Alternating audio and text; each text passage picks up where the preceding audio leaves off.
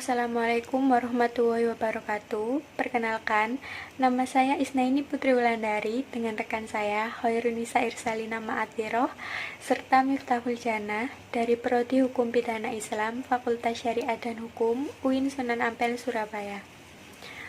Video ini kami buat dengan tujuan untuk pemenuhan tugas akhir semester mata kuliah alternatif penyelesaian sengketa yang diampu oleh yang terhormat Bapak Dr. Andes Haji Imron Rosyadi, SHMH. Pada kesempatan kali ini, kami akan memaparkan sedikit mengenai komparasi atau perbandingan alternatif penyelesaian sengketa dan arbitrase dalam perspektif hukum positif dengan hukum Islam. Nah, sebelum kita masuk ke materi, yang menjadi pertanyaan kita di awal, apa sih yang dimaksud dengan sengketa?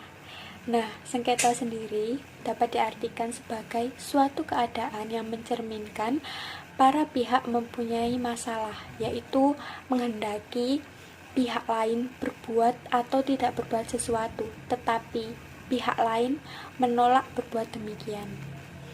Sengketa tersebut pada awalnya timbul karena adanya konflik, di mana suatu kondisi dirasa tanpa adanya keharmonisan, adanya pertentangan, serta tidak terdapat suatu kesepakatan di dalamnya. Dalam konflik sendiri terdapat 3 tahapan, yaitu pre-conflict stage, conflict stage, dan dispute stage.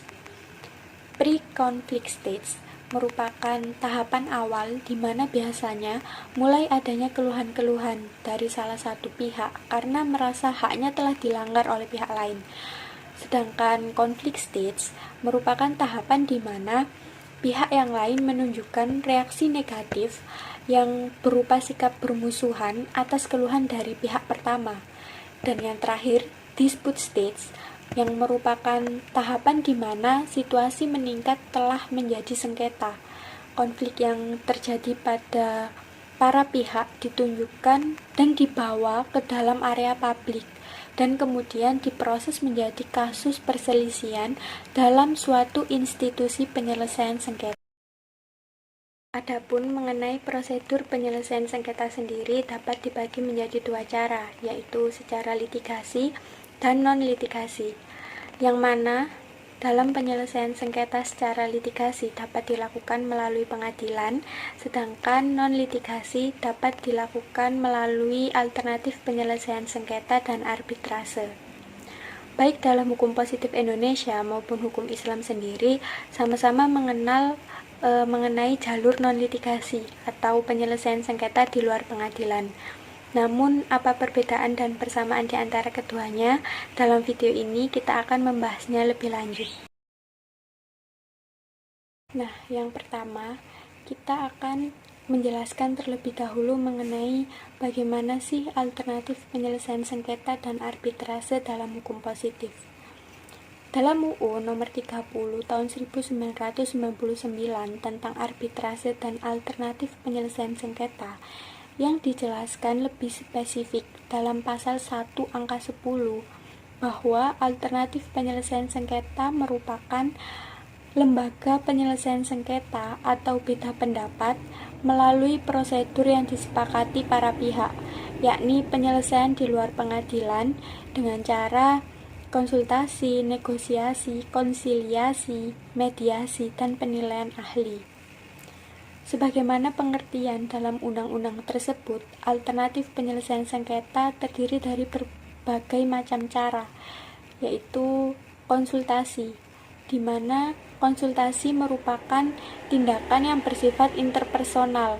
Satu pihak berinteraksi dengan pihak lain, seperti antara klien dan pengacara atau konsultan hukum, untuk membahas suatu masalah tertentu. Konsultasi lebih mengarah kepada hubungan yang sifatnya tidak wajib atau kebolehan, karena keputusan mengenai solusi seperti apa yang akan ditempuh diserahkan sepenuhnya kepada pihak yang berkonsultasi. Yang selanjutnya yaitu konsiliasi. Konsiliasi ini merupakan metode penyelesaian sengketa dengan melibatkan pihak ketiga yang bersifat netral, tidak berpihak, dan diterima oleh pihak yang bersengketa. pihak ketiga ini bersifat aktif dan bertugas sebagai fasilitator atau konsiliator. Selanjutnya yaitu negosiasi. Negosiasi ini merupakan suatu proses konsensus yang digunakan para pihak untuk memperoleh kesepakatan di antara mereka. Ada beberapa teknik yang dapat digunakan dalam negosiasi yang secara umum sebenarnya sudah dikenal dalam masyarakat.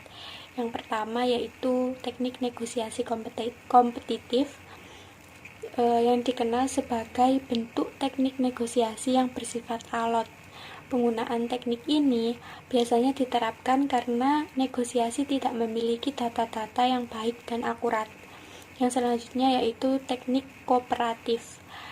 Apabila salah satu pihak menganggap pihak negosiator lawan bukan sebagai musuh, melainkan sebagai mitra kerja untuk mencari kesamaan. Yang selanjutnya yaitu teknik negosiasi lunak dan keras.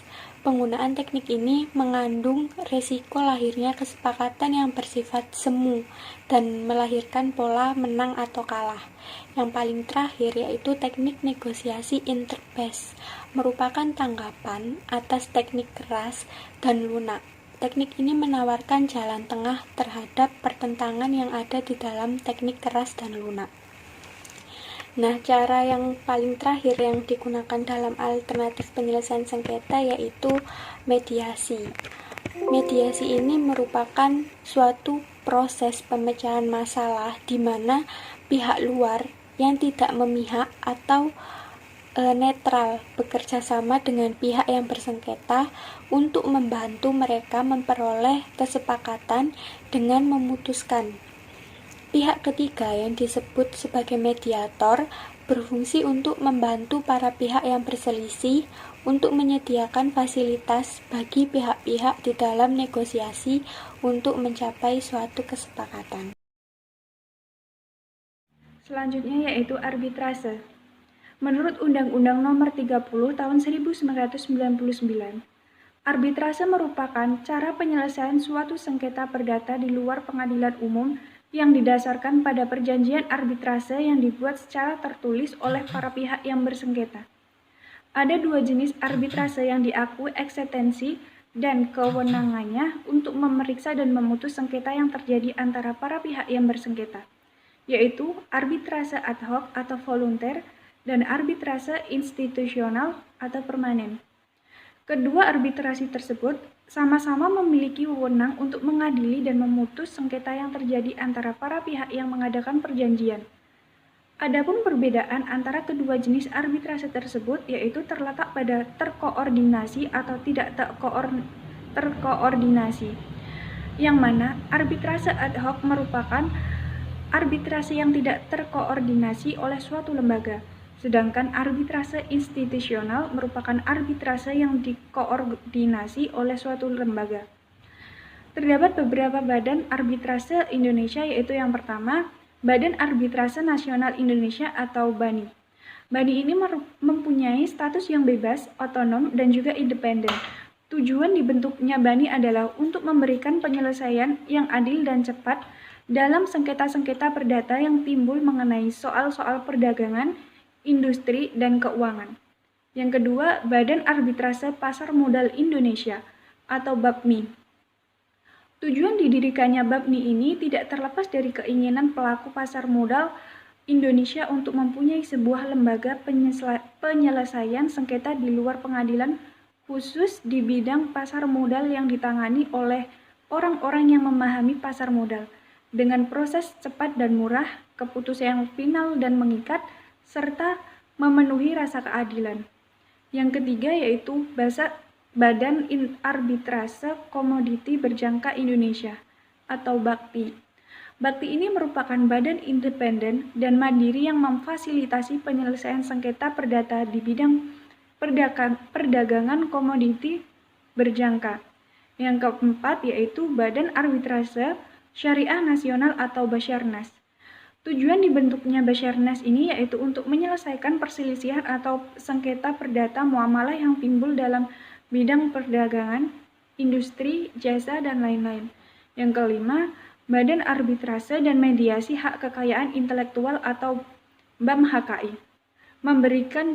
BAM-HKI ini memberikan jasa penyelesaian sengketa yang bersifat adjudikatif, yaitu arbitrase dan non-adjudikatif termasuk mediasi, negosiasi, dan konsiliasi untuk sengketa yang timbul dari transaksi-transaksi komersial atau hubungan yang melibatkan bidang HKI. Dengan adanya beberapa badan arbitrase di Indonesia, para pelaku bisnis dapat memilih sesuai yang dikehendaki dengan mencantumkan pilihan penyelesaian sengketa arbitrase dalam klausul pada perjanjian yang mereka buat.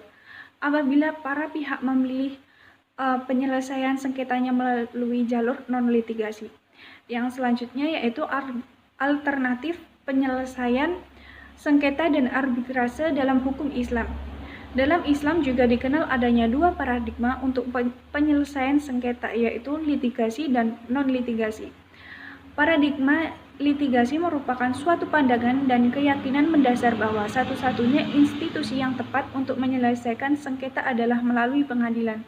Dan sebaliknya pula, paradigma non-litigasi berangkat dari asumsi dasar bahwa penyelesaian sengketa tidak harus melalui hukum dan pengadilan.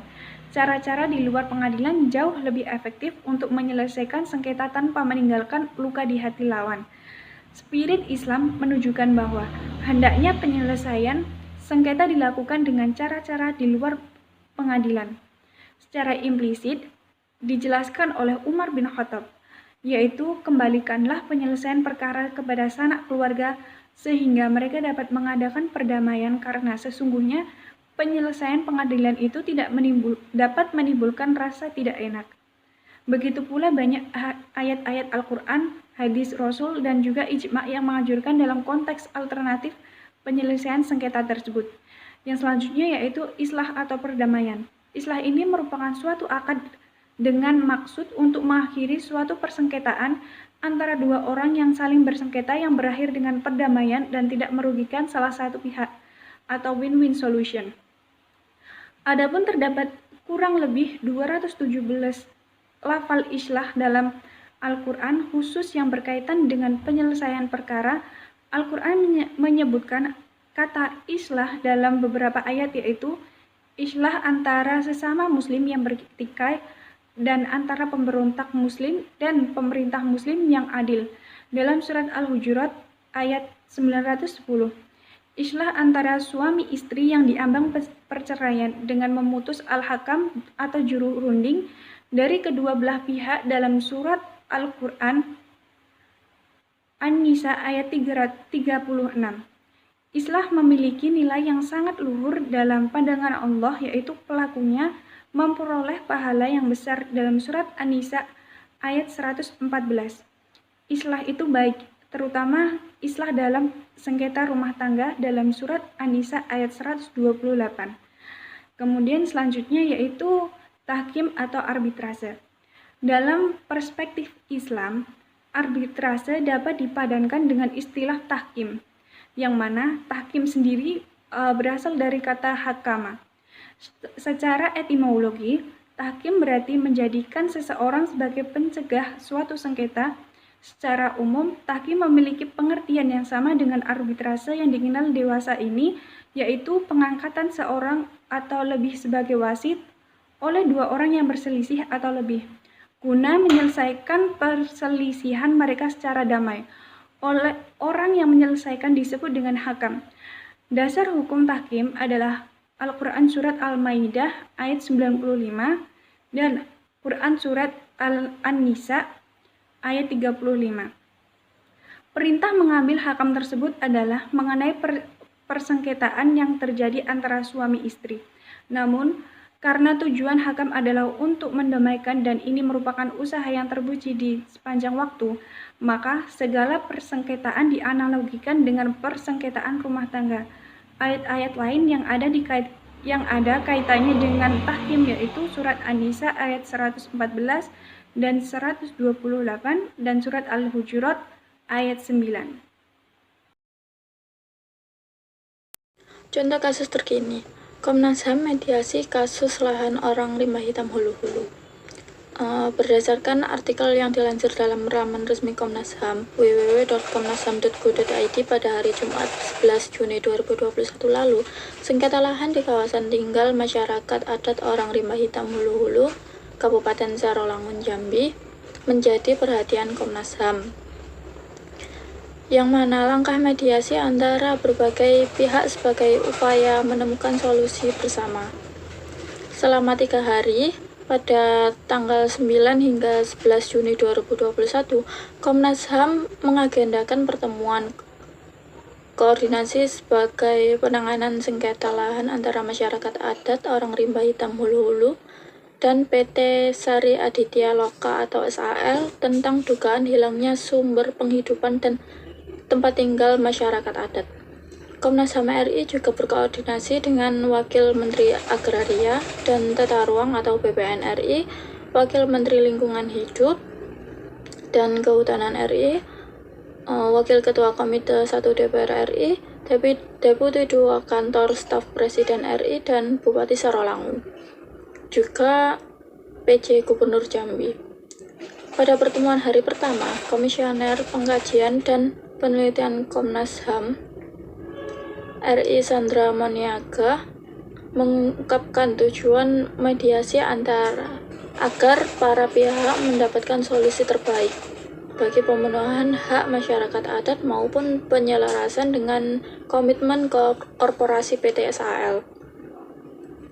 Selanjutnya, pada hari berikutnya, Komnas HAM bertemu Bupati Sarolangun bersama Wakil Menteri ATR atau BPN, Deputi 2 KSP, dan Wakil Ketua Komite 2 DPD RI. Pada pertemuan tersebut membahas alternatif penyelesaian berkaitan dengan kebutuhan penyediaan lahan untuk ruang hidup masyarakat adat orang Rimba atau suku anak dalam Hitam Ulu. Juga terkait alternatif penyelesaian berkaitan dengan hak-hak dasar SAD, suku anak dalam. Selanjutnya melakukan pertemuan terpisah dengan PT SAL sebagai tindak lanjut. Beliau mengungkapkan, kita masih menggali alternatif solusi-solusi yang untuk ditawarkan kepada masyarakat adat dan PT SAL, karena demikian proses mediasi dijalankan sebagai tindak lanjut atas pengaduan yang telah kami terima sejak 2019, ucap Sandra Moniaga. Proses mediasi kali ini agak panjang menurutnya karena harus mendengarkan dari kedua pihak dan pihak terkait lainnya, serta agak terhambat dengan adanya pandemi COVID-19 ini. Namun Sandra menjamin Komnas HAM RI berusaha memfasilitasi sehingga tercapai kata sepakat. Pada hari terakhir, Komisioner Sandra Moniaga didampingi tim mediasi serta tim TUPH melakukan rapat koordinasi bersama pemerintah provinsi, kantor wilayah Jambi, kantor Sarolangun, dan Merangin di rumah dinas Gubernur Jambi pada hari Jumat tanggal 11 Juni 2021. Pertemuan ini dihadiri oleh Wakil Menteri ATR atau BPN, Surya Chandra, PJ Gubernur Jambi, Hari Nur Cahya Murni, Wakil Bupati Sarolangun, Baharul Rozi, Wakil Bupati Merangin, Haji Mashuri, Wakil Ketua Komite DPD RI, Fernando Sinangga, Deputi 2 KSP Abetengko, Pancaputra Tarigan, beserta jajarannya. Beliau mengungkapkan, kita lagi mencoba mengajak perusahaan PT SAL untuk melihat persoalan lebih baik. Kami sangat berharap dukungan semua pihak untuk mengutamakan hak asasi, terutama hak untuk hidup yang tidak bisa dikurangi, ucap Sandra. KSP jelasnya juga mendorong untuk pemenuhan identitas untuk orang rimba. Sandra juga mendukung pemberian identitas demi pemenuhan administrasi serta pemenuhan hak sebagai warga negara Indonesia. Untuk perwakilan masyarakat adat suku anak dalam meminta pengembalian lahan penghidupan mereka yang telah menjadi konsesi PT SAL Pada tahun 2017, PT SAL bersama Warsi dan Drameter lain melakukan survei untuk verifikasi bersama data demografi keluarga orang rimba yang berada di sekitar PT SAL.